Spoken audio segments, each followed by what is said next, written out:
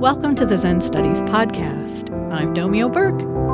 This is part 2 of my discussion of Sangha as community.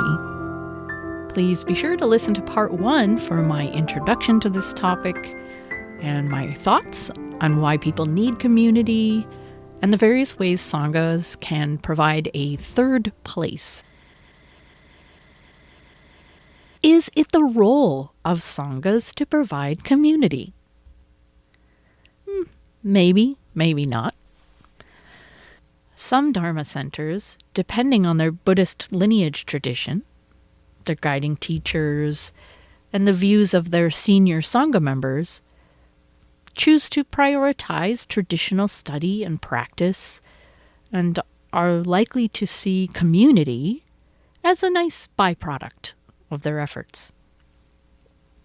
Some places will intuitively and naturally facilitate the creation of community without identifying it as a core part of their mission.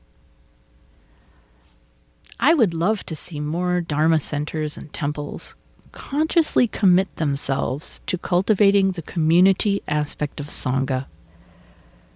Because after all, the primary purpose of Buddhist practice is the relief of suffering. How can we fulfill our Dharma mission without acknowledging the prevalence of loneliness and social isolation in modern society? Sanghas can easily and naturally create community in the course of their activities by appreciating the social support and connection they can offer people by providing a third place in their lives and emphasizing mutual concern for one another's welfare. In addition, Sanghas can recognize and value the community-building aspects of traditional Dharma practice. In The Art of Community, Charles Vogel describes 7 principles for belonging, many or most of which are already part of what most Sanghas do, including, quote, 1. Boundary, the line between members and outsiders. 2. Initiation, the activities that mark a new member. 3. Rituals, the things we do that have meaning. 4. Temple, a place set aside to find our community.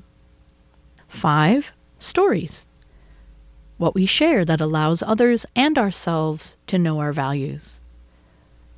6. Symbols, the things that represent ideas that are important to us.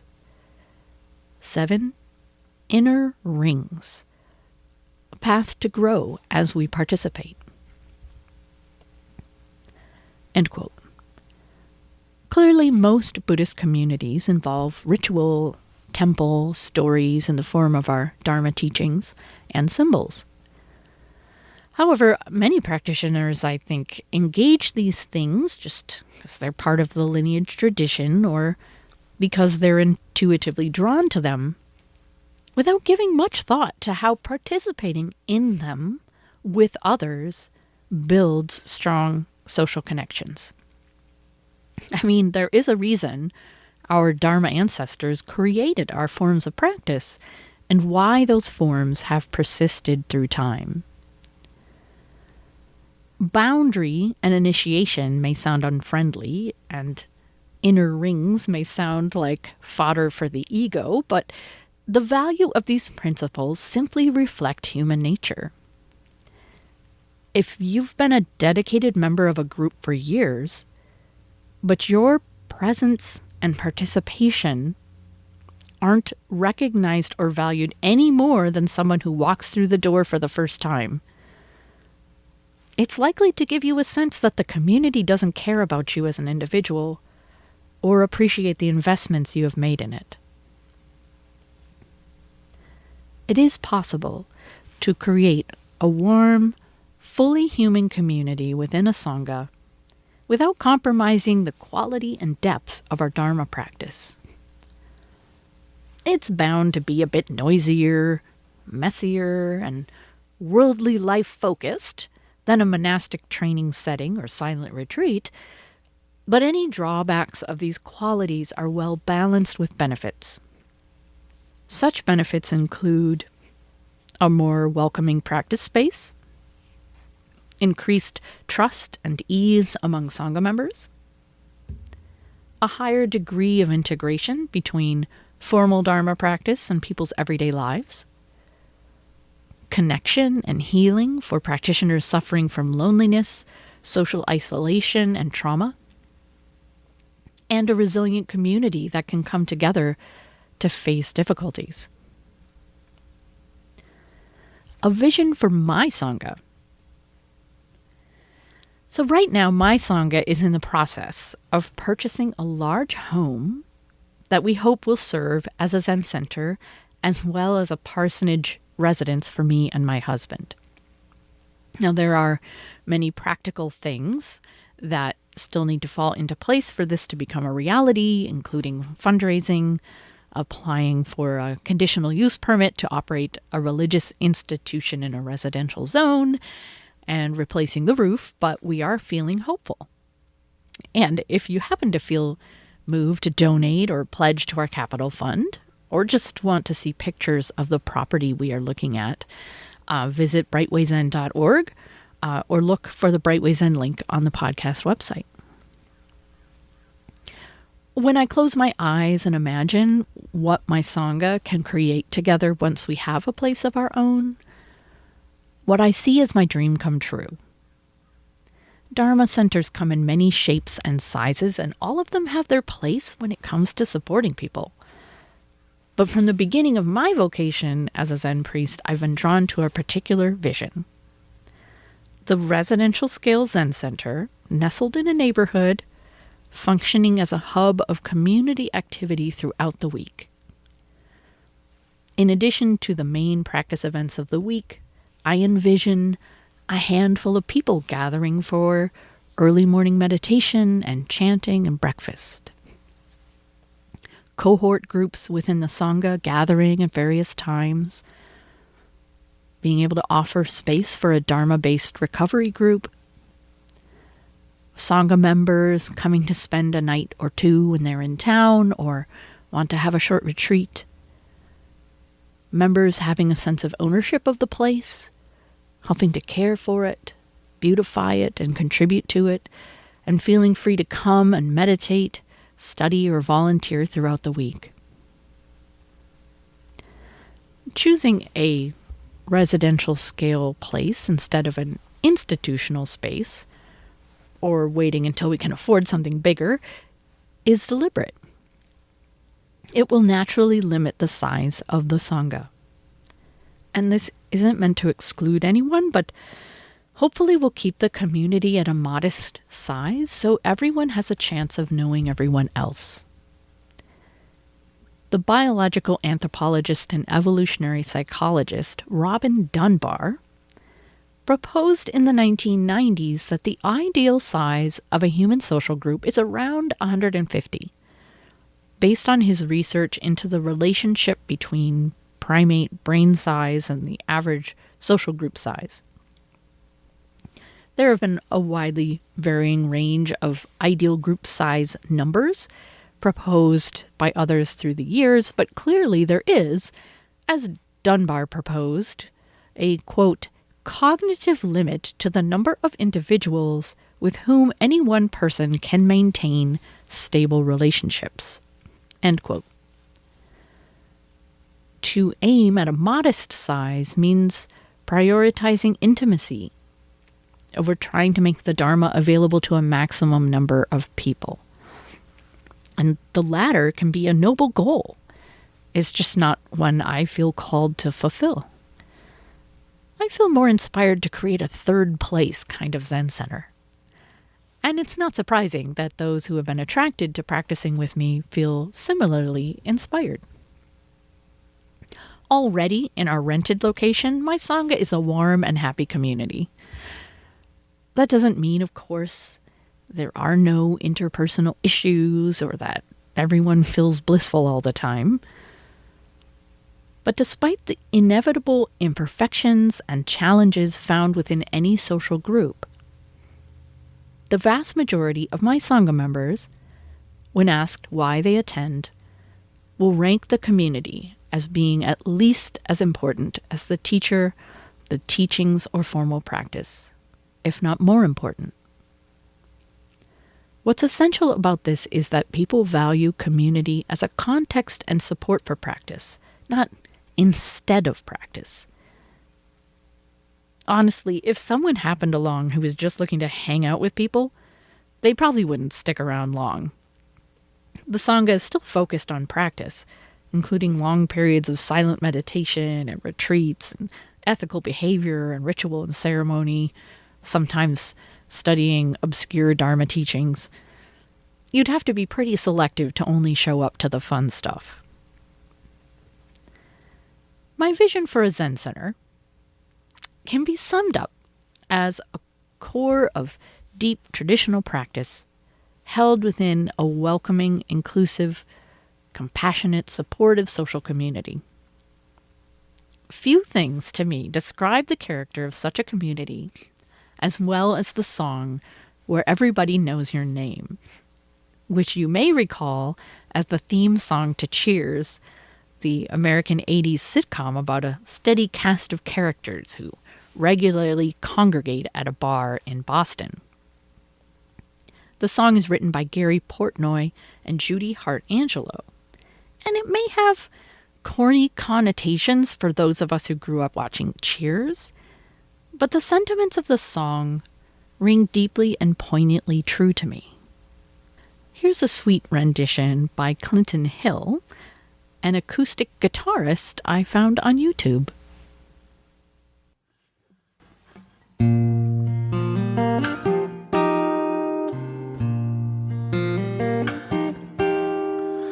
Making your way in the world today, it takes everything you've got. Taking a break from all your worries sure would help a lot. Wouldn't you like to get away? Sometimes you wanna go where everybody knows your name, and they're always glad you came. You wanna be where you can see troubles are all the same. You wanna go where everybody knows your name.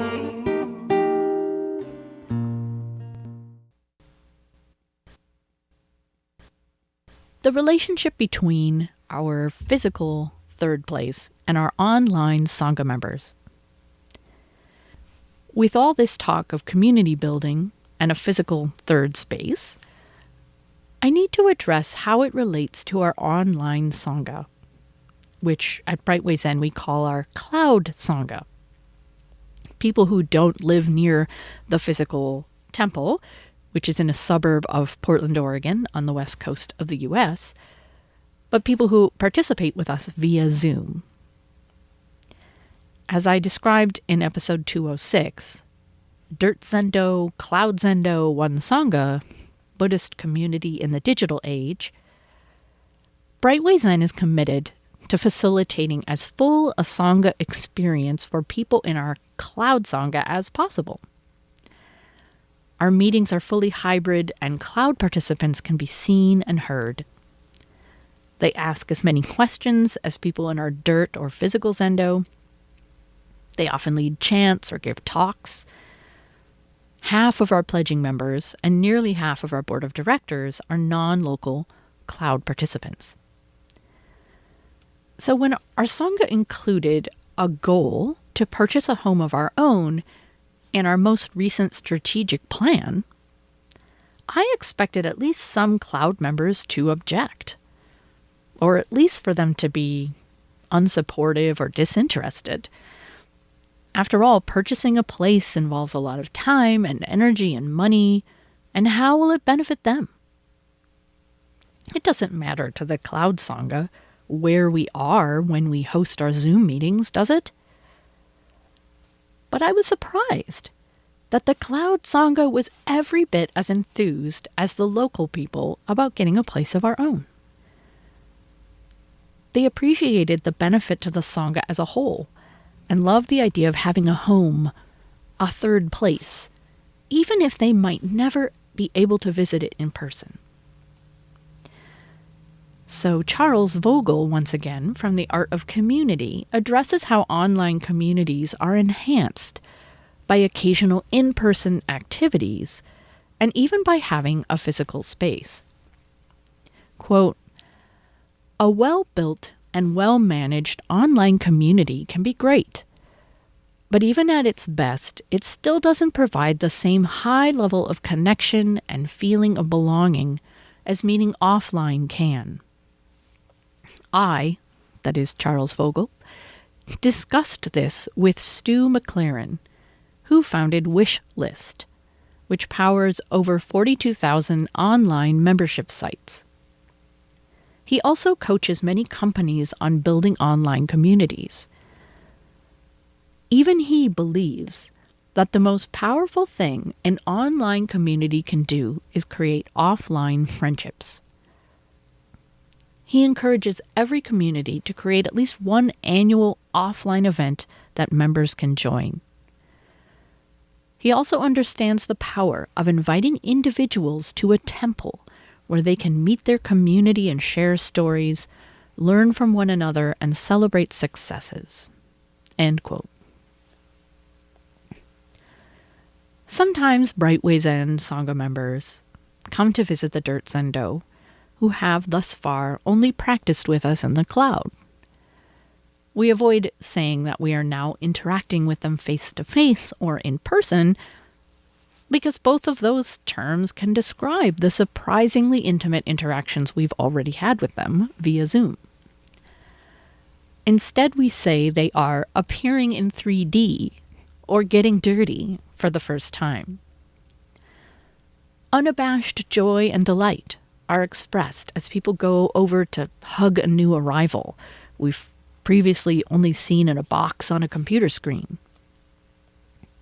I love to think of such visitors from the cloud showing up at our Sangha's new home, being able to stick around and enjoy a communal meal or roll out a sleeping pad and stay overnight. Our cloud members love that idea too. So I will close with some words from the Buddha himself. This is from a Pali Canon Sutta.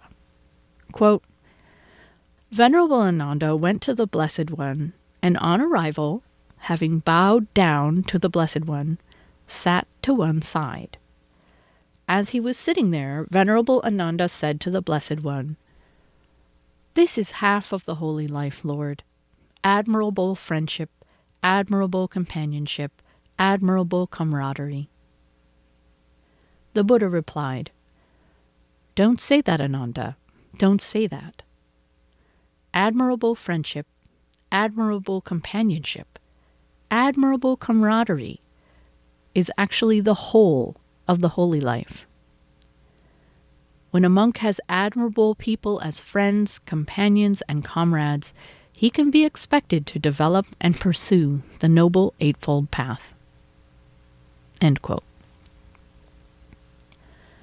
We might be inclined to think that the Buddha was speaking only of having serious, austere, detached, and dispassionate teachers and fellow practitioners around you to guide your practice and keep you on the straight and narrow.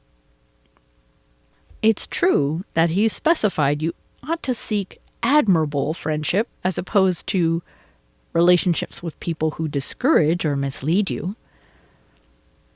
However, I think the Buddha was a pragmatist and meant to include basic human warmth, affection, and a sense of community when he described the whole of the holy life. After all, the translator of this passage, Thanissaro Bhikkhu, is experienced and widely respected, and he chose to include the English word camaraderie. Camaraderie is a spirit of trust, goodwill, and familiarity existing between friends or between people closely associated in an activity or endeavor. And synonyms include intimacy, togetherness, fellowship, and even cheer, gregariousness, conviviality, and jollity. So that's it for today.